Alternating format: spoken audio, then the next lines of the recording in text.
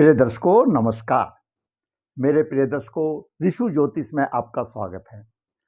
आज के इस महत्वपूर्ण वीडियो में दर्शकों हम विचार करेंगे एक कालसर्प योग, जो कि संपूर्ण कालसर्प योग है। सभी के सभी ग्रह राहु केतु की परिधि के अंदर हैं और उसे कुलिक नामक कालसर्प योग कहा जाता है। देखते हैं, विचार करते हैं कुलिक नामक कालसर्प योग जातक के जीवन पर क्या प्रभाव डालता है। दर्शकों, जातक का जन्म 6 जनवरी 1980 कृष्ण पक्ष 5 मघा 4 नक्षत्र रविवार को हुआ। मघा 4 नक्षत्र मूल नक्षत्र माना जाता है, लेकिन फिर भी चरण 4 हमारे ज्योतिष शास्त्र, हमारे विद्वानों के मुताबिक इतना अशुभ नहीं है, वो धनी योग माना जाता है। दर्शकों, जन्म के समय पर कर्क राशि अपने 25 अंश लेकर के उदय हो रही थी। जातक का जन्म कर्क लगन बना। कर्क लगन के जातक सबको विदित है, बहुत ही लोकप्रिय होते हैं। कर्क लगन 12 लग्नों में सबसे अच्छा माना जाता है। द्वितीय भाव में सिंह राशि को स्थान मिला। सिंह राशि में राहु 8 डिग्री, चंद्रमा 10 डिग्री, गुरु 16 डिग्री, मंगल 21 डिग्री लेकर के विराजमान है। तृतीय भाव में कन्या राशि में शनि 3 डिग्री लेकर के विराजमान है। चतुर्थ भाव में तुला राशि और पंचम भाव में वृश्चिक राशि को स्थान मिला। छठे भाव में धनु राशि में सूर्य 21 अंश लेकर के विराजमान है। वहीं पर बुध 13 अंश लेकर के सूर्य से अस्त है। सप्तम भाव में मकर राशि में शुक्र है, 24 डिग्री लेकर के विराजमान है। अष्टम भाव में कुंभ राशि में केतु 8 डिग्री लेकर के विराजमान है। नवम भाव में मीन राशि की रचना, तो दसम भाव में मेष राशि की और एकादश भाव में वृषभ राशि, द्वादश भाव में मिथुन राशि की रचना बनी। ये ग्रहों की स्थिति रही। दर्शकों, पहले विचार करते हैं सूक्ष्म ग्रहों पर, ग्रह अपना क्या प्रभाव दे रहे हैं। सूर्य धनु राशि में 21 डिग्री लेकर के विराजमान है। छठे भाव में है सूर्य। छठे भाव में क्रूर ग्रह बलवान होता है, साहसी बनाता है, अपनी प्रतिष्ठा का हमेशा ध्यान रखता है। आर्थिक एवं पारिवारिक सुख में कमी, क्योंकि द्वितीय भाव का स्वामी छठे भाव में है, परंतु शत्रु पर हमेशा विजयी रहेगा। वाद विवाद में किसी को आगे जाने नहीं देगा। बात करें चंद्रमा की, चंद्रमा लग्नेश है, द्वितीय भाव में है। द्वितीय भाव वाणी का भाव है। साधारण तौर पर यह कहा जाता है कि अगर लग्नेश द्वितीय भाव में हो तो धन की कमी नहीं रहती और जातक की मधुर वाणी होती है। परंतु यहाँ पर चंद्रमा राहु से पीड़ित है। चंद्रमा राहु से पीड़ित है, चंद्रमा को ग्रहण लग गया है, इसलिए शुभ फल की आशा नहीं। राहु से लग्नेश पीड़ित है। बात करें मंगल की, मंगल द्वितीय भाव में है। तामसिक भोजन, कठोर वाणी का कारक बनता है। शिक्षा संतान में थोड़ा सहायता बन देता है, क्योंकि अपने भाव को देख रहा है। बुध, दर्शकों, बुध तृतीय भाव और द्वादश भाव का स्वामी है। बुध सूर्य से अस्त है। यहां पर देखने वाली बात, बुध पर सूर्य का प्रभाव है। जैसा कि बताया गया कि सूर्य पृथक कारक ग्रह है, साथ साथ बुध पर राहु का भी प्रभाव है। तो कुंडली में राहु से संबंधित, तीसरे भाव से संबंधित और द्वादश भाव से संबंधित कोई आशा नहीं है सुख की, क्योंकि इसके प्रतीक, इसका जो स्वामी बुध है, उसके ऊपर राहु और सूर्य का प्रभाव है। दर्शकों, बात करते हैं गुरु की। कर्क लगन में गुरु छठे भाव का स्वामी बनता है, तो नवम भाव भाग्य भाव का स्वामी बनता है। गुरु एक आध्यात्मिक ग्रह है, गुरु ज्ञान का दाता है, परंतु गुरु भी राहु की चपेट में है और गुरु राहु के साथ मिल रहा है, राहु गुरु को पीड़ित कर रहा है। राहु यहां पर गुरु और राहु का चंडाल योग बन रहा है, संघर्ष में जीवन बना रहा है। एक तो कुलिक कारसप योग, दूसरा चंद्र और राहु का ग्रहण योग, और गुरु और राहु का चंडाल योग। तो संघर्ष की कोई कमी नहीं है। बात करते हैं शुक्र की।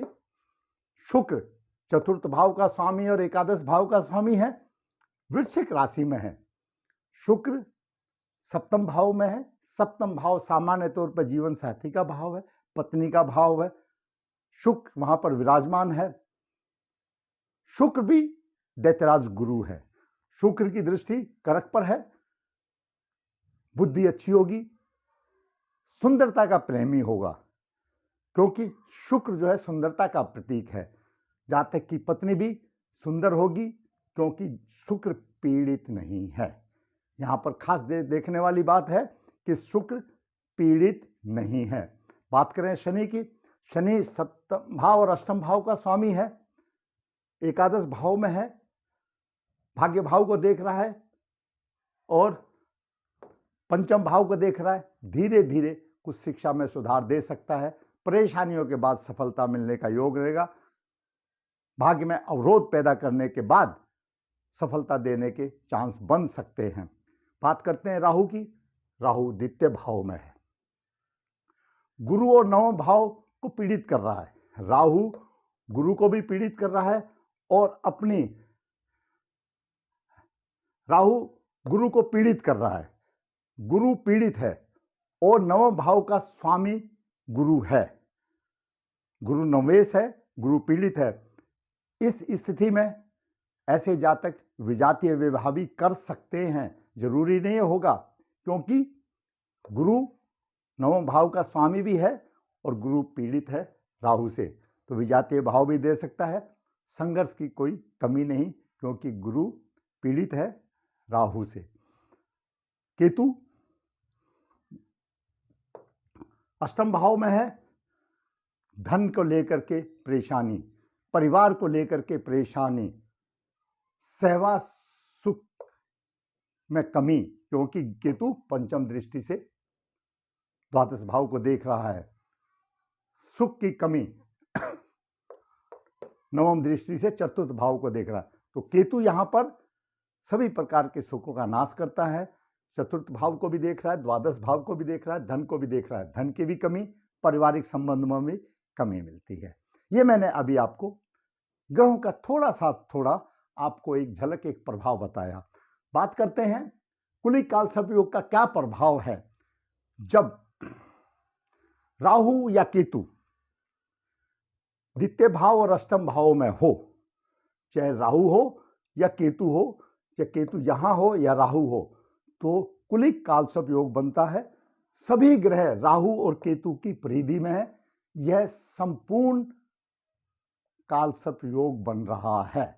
इसके प्रभाव से जातक के जीवन में धन को लेकर के उतार चढ़ाव आएंगे, संघर्ष रहेगा, अपयश होगा, अनेक प्रकार की परेशानी आएंगी, खर्च अधिक होगा, आय की कमी होगी, पैसा पास टिकेगा नहीं, स्वास्थ्य नरम गरम होगा और कुटुंब में अनहोनी घटनाएं भी देखने को मिलेंगी। मानसिक अशांति होगी, चंद्र पीड़ित है, चिड़चिड़ापन स्वभाव होगा और धीरे धीरे धन का इस तरह से नाश होगा कि जातक कंगाल की राह पर जाएगा। ये कुलिक कालसर्प का प्रभाव है। दर्शकों, जातक की कुंडली संघर्ष में है। अब उपाय के लिए बात करते हैं। चंद्र और राहु का ग्रहण योग का उपाय करना होगा, गुरु और राहु का चांद्र योग का उपाय करना होगा। कालसर्प दोष में अगर चंद्र और राहु का ग्रहण योग आ जाए और चंडाल योग आ जाए तो और बेहद दुर्दशा हो जाती है। एक तो कालसर्प दोष, फिर चंडाल योग, फिर ग्रहण योग, कहीं भी राह की आसानी कोसों तक दिखाई नहीं देती। कालसर्प दोष की शांति करानी होगी, गुरु और राहु का चंडाल योग शांति कराना होगा और चंद्र और राहु का ग्रहण योग ये आदि शांति करानी होगी। और जातक को आजीवन भाग्येश और लग्नेश का रत्न धारण करना होगा, क्योंकि गुरु भाग्येश है और चंद्र लग्नेश से पीड़ित है। मंगल 21 डिग्री लेकर के बलवान है। मंगल राहु की चपेट से 13 डिग्री पर है, कोई खास प्रभाव नहीं है, लेकिन गुरु और मंगल की युति कुंडलियों में अशुभ मानी गई है। ऐसा बताया गया है कि अगर मंगल के ऊपर गुरु की दृष्टि हो तो शुभ कहा जाता है और दोनों की युति हो तो अशुभ कहा जाता है। तो जातक का जीवन बहुत ही संघर्षमय है, बिना उपाय काम नहीं चलेगा। दर्शकों, शापित कुंडली है, बिना नारायण बलि के काम नहीं चलेगा। पितृदोष निकालना पड़ेगा, चंडाल योग निकालना पड़ेगा, गहन योग निकालना पड़ेगा, और ये निकालने के बाद कालसर्प दोष की शांति अच्छे प्रभाव के लिए, दर्शकों ये शांत होते हैं, मिटते नहीं हैं। अच्छे प्रभाव के लिए जब तक आदमी की क्रियात्मक उम्र रहती है तो बीच बीच में समय मिलने पर कराते रहना चाहिए। जैसा कि हमारा शास्त्र बताता है, महर्षि भृगु ने भी कहा है कि अगर ये सिद्ध जगह पर ऐसी शांतियां होती हैं तो उसका सहस्त्र गुना प्रभाव मिलता है। हमारे भारतवर्ष में लगभग 64 सिद्ध जगह है जहां पर ऐसी पूजाएं, ऐसी दोष निवारण की क्रियाएं की जाती हैं। उसमें से दक्षिणी प्रयाग, चांदोल, करनाली, गुजरात में नर्मदा जी के तट पर भी एक तीर्थ स्थान है, नरदेहर। जो इच्छुक नर्मदा जी के तट पर कालसर्प आदि की पूजा, पितृदोष की आदि पूजा करा सकता है तो ऋषि ज्योतिष से संपर्क कर सकता है। ऋषि ज्योतिष हाथ से पत्रिकाएं लिखता है, जो लिखवाना चाहे लिख सकता है। ऋषि ज्योतिष कन्याओं के लिए गुण मिलान व्हाट्सएप द्वारा अभिभावक के राह आसान करता है, बिना कोई शुल्क के फायदा उठा सकता है। जैसा कि बताया, ऋषि ज्योतिष वास्तुशास्त्र में भी पीछे नहीं है। जरूरत है आपको मार्गदर्शन अपना लेने की, आपको सलाह लेने की। दर्शकों, इस छोटे से वीडियो में मैंने आपका मार्गदर्शन किया। अगर आपको ये मेरा वीडियो लगता है कि आपका मार्गदर्शन हुआ है तो मेरे वीडियो को आप लाइक कर अवश्य करें, शेयर अवश्य करें। जिसने भी मेरा वीडियो सब्सक्राइब नहीं किया है, सब्सक्राइब करें। एक तो अगला वीडियो आपको नोटिफिकेशन सबसे पहले मिलेगा, दूसरा मेरा भी मनोबल ऊंचा उठेगा और मैं इसी प्रकार वास्तविक कुंडलियां लेकर आपके मार्गदर्शन करता रहूंगा। धन्यवाद।